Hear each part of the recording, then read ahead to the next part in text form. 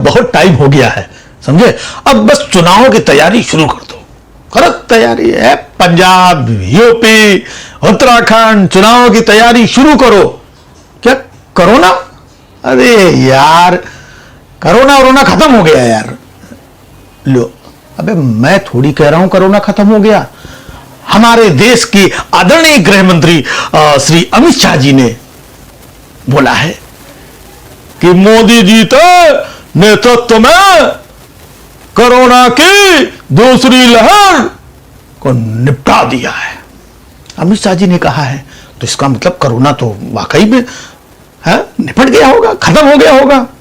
नहीं, कोरोना तो वैसे भी खत्म हो गया होगा, मुझे भी लगता है, क्योंकि जब अमित शाह जी बाहर निकल आए तो इसका मतलब कोरोना खत्म ही हो गया होगा।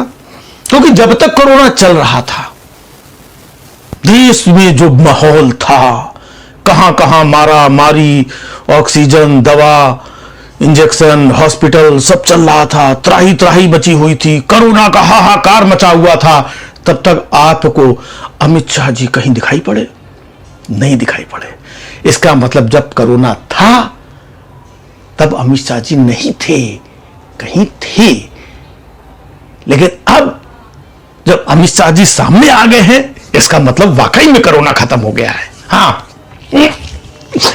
बस हाथ मुंह पोंछ करके ऐसे ही चुनाव की तैयारी शुरू कर दो। अरे भाई यार, लो यार, ये कौन बोल रहा है कि फिर कोरोना खत्म हो गया है तो बच्चों के एग्जाम क्यों कैंसिल किए? लोग यार बहुत नालायक लोग हो यार। है बच्चों को, यार बच्चों का इस चुनाव से क्या लेना देना है? बच्चों के लिए कोरोना खत्म नहीं हुआ है अभी, ये सिर्फ अभी चुनाव के लिए खत्म हुआ है यार।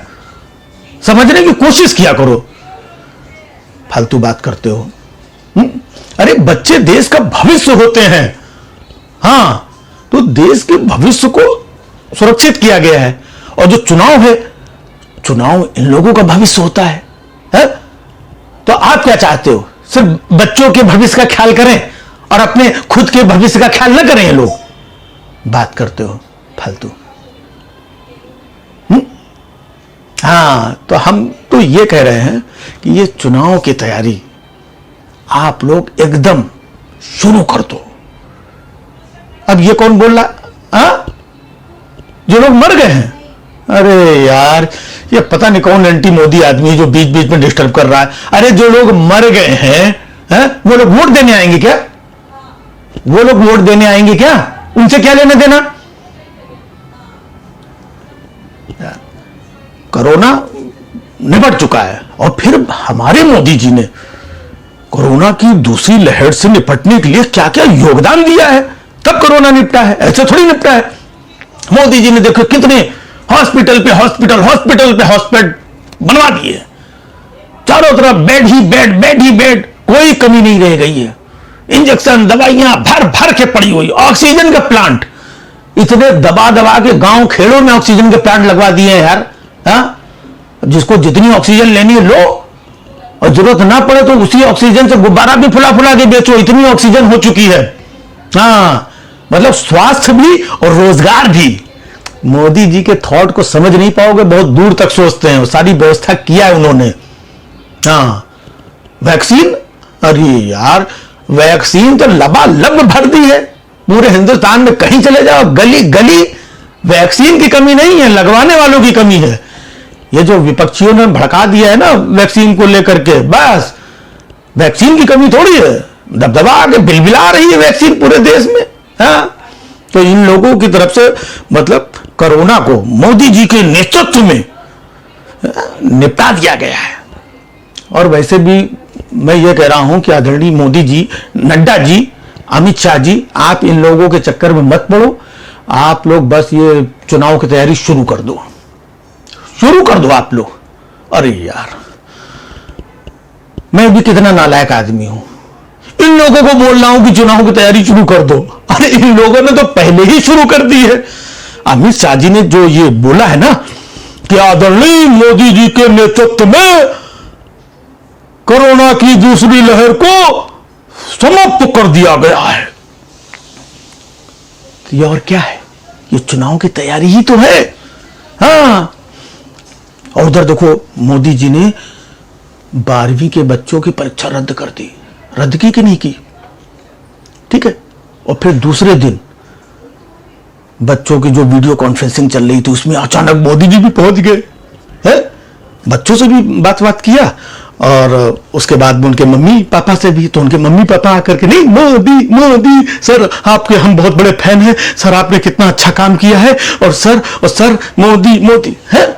तो ये क्या है? ये चुनाव की तैयारी ही तो है भाई। हम भी इन लोगों को समझा रहे हैं जो हमेशा चुनाव के मोड में रहते हैं। ये ससुरा नालायक, बीच में कोरोना आ जाता है। नहीं एकदम, नहीं मोदी जी ने काम बहुत अच्छा किया। जैसे बच्चों की जो परीक्षा रद्द कर दी, अच्छा कमाल की बात, बच्चों की परीक्षा रद्द कर दी, अनाउंस किया, और दूसरे दिन वीडियो कॉन्फ्रेंसिंग में जाकर के बच्चों से रिएक्शन भी ले रहे हैं। बच्चों ये जो परीक्षा रद्द कर दिया कैसा लग रहा है? हाँ कैसा लग रहा है? कैसा लग रहा है? रिएक्शन लेने पहुंचे। वैसे बड़ी अच्छी बात है। अगर ये चुनाव की तैयारी ना होती ना तो रिएक्शन का क्या मतलब है?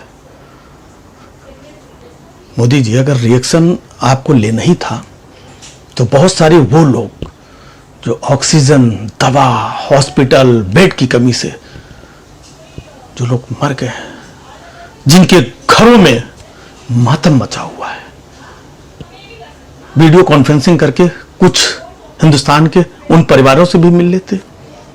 नहीं, लेकिन उनसे भाई फायदा क्या है? वो परिवार थोड़ी मोदी मोदी करेंगे। अगर मोदी जी वाकई में अगर आपको रिएक्शन लेना ही था तो जब नोटबंदी आपने अनाउंस की थी तो नोटबंदी के बाद भी गांव-गांव, खेड़े, छोटे शहरों में लोगों के रिएक्शन लेने चाहिए थे आपको। तो पता चलता कि ये जो आपने डिसीजन लिया है, पूछते जैसे बच्चों से आपने पूछा परीक्षा रद्द कर दी, कैसा लग रहा है? अच्छा लग रहा है? हल्का महसूस कर रहे हो? तो नोटबंदी के बाद भी रिएक्शन लेते मोदी जी। पिछले साल कोरोना में जब सब कुछ बंद था तब आपने वो कृषि कानून लपेट करके ठक से ठोक दिया, कोई बात नहीं है। फिर उसके बाद वीडियो कॉन्फ्रेंसिंग करके रिएक्शन लेना चाहिए था किसानों से कि हमारे किसान भाइयों बहनों, ये जो हमने 3 कृषि कानून बनाए हैं ये कैसा लग रहे हैं? अच्छा लग रहे हैं? मजा आ रहा कि नहीं आ रहा है? पूछना चाहिए था। तब आपने रिएक्शन नहीं लिया। खैर आपने तब रिएक्शन नहीं लिया तो अब तो आप फुर्सत में बैठे हो घर पे, इतने बड़े बड़े टीवी और इतनी बड़ी वाली टेबल, इतनी बड़ी वाली जिसके सामने आप बैठ जाते हो, ऐसा सब कैमरा सब सिस्टम लगा करके, तो घर में अकेले बैठे हो। और वो किसान बेचारे अभी भी 6 महीने से ज्यादा हो रहे हैं आंदोलन में बैठे हैं, अभी उनसे वीडियो कॉन्फ्रेंसिंग करके बात कर लो फुर्सत में। आप भी वो भी एक मुद्दे ही निपट जाता। आपने तो बोला था कि एक कॉल दूर है, वीडियो कॉन्फ्रेंसिंग से बात कर लेते।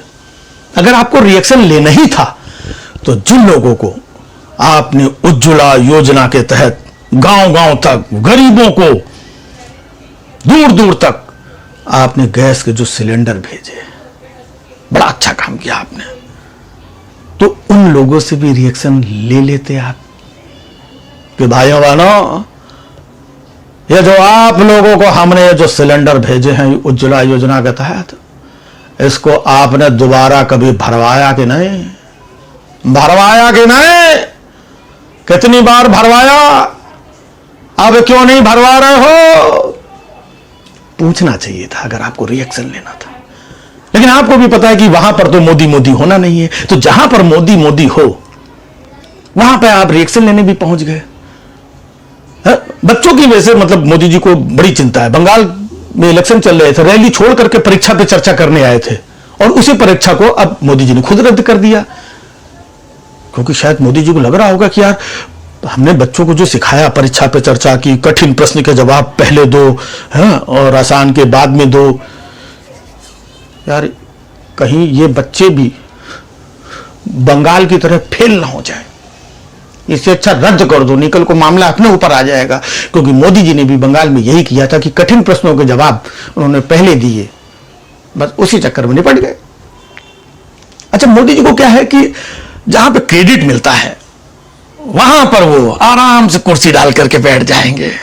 हाँ, अब पूरा डिटेल में पूछेंगे, जैसे कल बच्चों से पूछ रहे थे, जहां पे क्रेडिट मिलेगा बच्चों के परीक्षा, इनके स्वास्थ्य को देखते हुए, जान है तो जहान है, बच्चे भविष्य है, परीक्षा रद्द करो। दूसरे दिन पहुंच गए, कैसा लग रहा है? मतलब परीक्षा रद्द की तो मोदी मोदी, वहां पर क्रेडिट।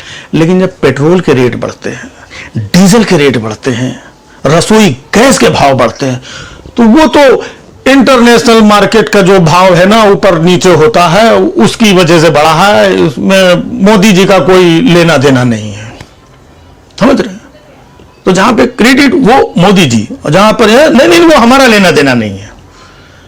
अभी कोरोना की दूसरी लहर में पूरे देश में लाखों लोग मर गए। अब जो लोग मरे हैं वो सिस्टम की कमी से मरे हैं, हाँ वो सब सिस्टम की कमी से मरे हैं। और जो लोग बच गए हैं उन्हें मोदी जी ने बचा लिया।